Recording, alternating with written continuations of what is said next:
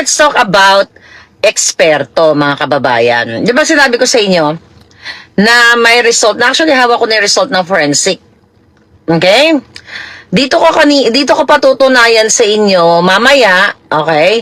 Kasi mga palangga, nakakatawa lang kasi talaga yung mga forensic pulpul ng NBI, no? Lalo sila Abalo, sila Gibo. Ano ko paano namuno yung mga bangag na yan. So nakausap ko kanina yung forensic expert. Bigyan ko lang kayo ng konting update. Kasi supposedly sabi ko, 'di ba, i-forward ko ito sa media, yung like sa SMNI, or ipo-post ko. Ngayon, we talked about it.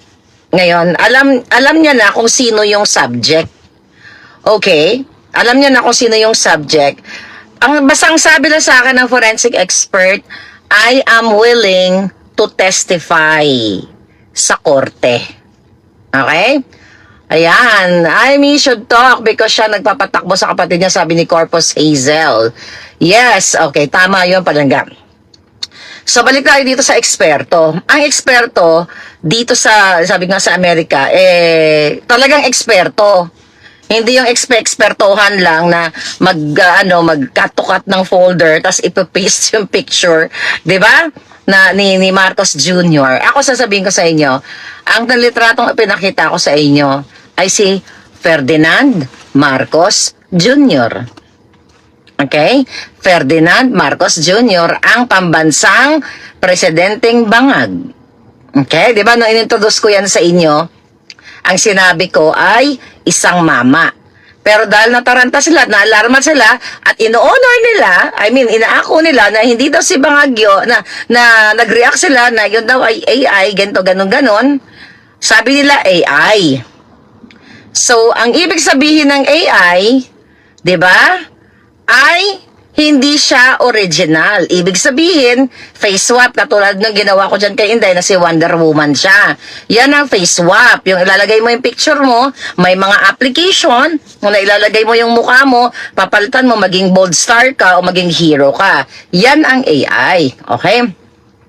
So ngayon, susunugin natin ng jonggang-jongga ang mga jutak na mga jangag. Kaya gusto kong tanungin, okay? Patikim lang muna to. Ito, pwede ka magpatikim. Patikim lang muna to ha, mga palangga. Magpapatikim lang ako sa inyo. Okay? Okay, frame. Okay, frame type. Okay? Okay. Ito. May papatikim lang ako ng bonggang-bong sa inyo. Yung figure 2. Figure 2. Okay? Here's the figure 2. Okay, nakita nyo yan? Tingnan nga, baka majita yung alindog mo. Mag-cover ka nga ay, Pokemon, sorry. Sorry, muntik ka na. Muntik ka na hitad. Okay. So, ito, nakita nyo yan. Okay. Andito, yan, ganyan. Okay, mapakita ko lang. Ito yung figure 2. Right? Figure 2. Alright. Nakita nyo yun? Patikim lang yun. Figure 2. Tadaran-tatan-tan-tan. Oh, yan. Mga ganon. Sa computer natin ipapakita. Okay. So, I talk to the forensic expert. Ang sabi ko sa kanya, i-forward ko sa media, yung buong yung 3 pages. Sabi ko sa kanya, can I forward it to the media? Sabi niya sa akin, no, reserve that para sa korte. Don't feed them. Sabi ko sa akin, huwag mo ibigay ng bonggang-bongga. Pahirapan mo sila, in other words. But, sabi niya sa akin, you can talk about it. Okay? You can talk about it. Sabi ko sa kanya, I know, kasi very magaling. Okay? Hindi ko naman sasabihin kung saan school siya nag-aaral. Pero, siya, isa sa mga UC. Diba? UC, diba? Alam niyo na UC. Basta magaling. So ngayon sabi ko sa kanya, kasi ang dami nanghihingi sa akin. Okay, actually, I'll tell you something, no? Yung isang eksperto, nung nalaman, nung nakita niya, "Hi Ramy, how are you?" Yung isang eksperto kasi, na unang-una na nag-authenticate niyan, pag nakita niya ng video ni Bangag Jr., nawindang siya. Sabi, according sa kanya, sabi niya, "Is this the President of the Philippines?" Yun talaga. Yun talaga ako, 'di ba sabi ko sa inyo, marami akong forensic companies na pinagtatawagan. Ang iba, ayaw nilang mag-authenticate kasi nag-authenticate lang daw sila kung ito ay isasubmit sa korte. Okay? Pero hindi ko sinabi sa mga forensic experts na yun kung sino yung subject. Alright? Kung sino yung subject. Kasi baka umatras. Yes! Ngayon, ano pa ngayon? Oy, V! Malapit na parating ang aking mga supplies galing sa, ano tawag dito?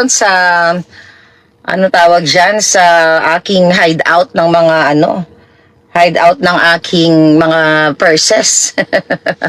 Okay, balik tayo sa eksperto. So ngayon, actually, may pinag-forwardan ako ng result pero text lang. Hindi kasama yung mga figure 1, figure 2, figure 3, figure 4. Kasi sabi niya, present that to your followers. Ganyan-ganyan. Present it, but don't post. Sabi niya sa akin, don't post the whole thing. You reserve that for the court. Sabi niya sa akin. Kasi nalaman niya na kung sino. Sabi niya, oh my God. Wow. Tapos, then, pinag-compare. Ang sabi niya sa akin, kapag dumating ka sa korte, kasi yung namin, yung ginawa niya kasi pa lang yung authentication of the video. Ibig sabihin, hindi niya alam, naka-blindfold siya. Naka-blindfold siya, hindi niya alam nung una kung sino yung subject. Basta sabi ko, ito, i-ano mo to, ng bonggang-bongga, i-forensic mo to, tapos, nung after na, so sabi ko sa kanya, do you think, sabi ko ng ganon sa kanya, is it okay if I will forward it to the media or I will publish it, the whole paper, ganyan, the whole 3 pages. Sabi niya sa akin, sabi niya, why? Kasi hindi niya alam kung sino yung subject. Sabi niya, why? Sabi ko sa kanya, para I want to inform the whole Philippines, the whole world. Sabi ko sa kanya that the president right now is pulboronic. Na-shock siya. Tapos na-shock siya ng bonggang-bongga. The president of the Philippines? Sabi ko, yes. So, nag-send ako ng mga, pictures and videos. So, na-shock talaga siya. Okay, sabi niya, if that's the case, tapos giniwento ko na sa kanya yung ginagawa sa akin harassment, the reason why ginawa ko tong mga forensic na to, yung ginagawa sa akin ng harassment ng gobyernong ito. Sabi ko, gusto ko silang sa Tagalog, 'di ba? Sa layman's term. Sabi ko, gusto ko silang padapain. Gusto ko silang ilang paso sa sahig, sabi ko na gano'n, sa pamamagitan nitong forensic result mo. Okay, sabi niya ng ganon. You can tell them kung ano nakalagay dyan. Which is, mamaya pag nasa bahay na ako, mamayang gabi yun, isalansanin natin ng bongga-bongga. Dahil ngayon ay nag-e-enjoy ako sa aking buhay, pakapakapi muna tayo. So, chika boom boom ko muna sa inyo. So, sabi ko sa kanya, mag-headline to. Sabi ko ganun sa kanya. Headline na magba-viral to sa social media. Then, sabi niya na gano'n sa akin, di sinabi ko sino yung mga kalaban, kasi you know what, sabi ng DNBI, sabi ko equivalent to FBI here, but it's, it's far, far away from the FBI and NBI sa Pilipinas. Sabi ko yung NBI, nagpalabas sila ng mga cut-to-cut pictures. Actually, pinakita ko sila, natawa siya Sabi niya, really?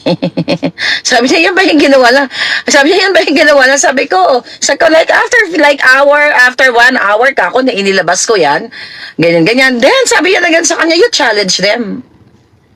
Sabi niya, you challenge them. Tapos, sabi niya, well, you are, We are fighting against the president and they are powerful. Sabi niya, I know they're powerful, but sabi ko na ganun, but your expertise, your forensic result is more powerful than them. Sabi sa akin, oh yeah. Sabi ko, and if you, sabi ko na ganun, sa kanya, well, nakalagay naman actually sa contract, even before, na sabi niya sa akin, magte-testify sa korte. Sabi ko kasi, hindi natakot ako ng DND. Tinatakot-takot ako ng mga buwaka ng GNMS na ano daw ako kakasuhan patungkol dyan sa video na yan kasi ito daw ay finay swap ko o ito ay artificial intelligence made, di ba? Yun ang term doon. O deepfake. Sabi niya, then let them be.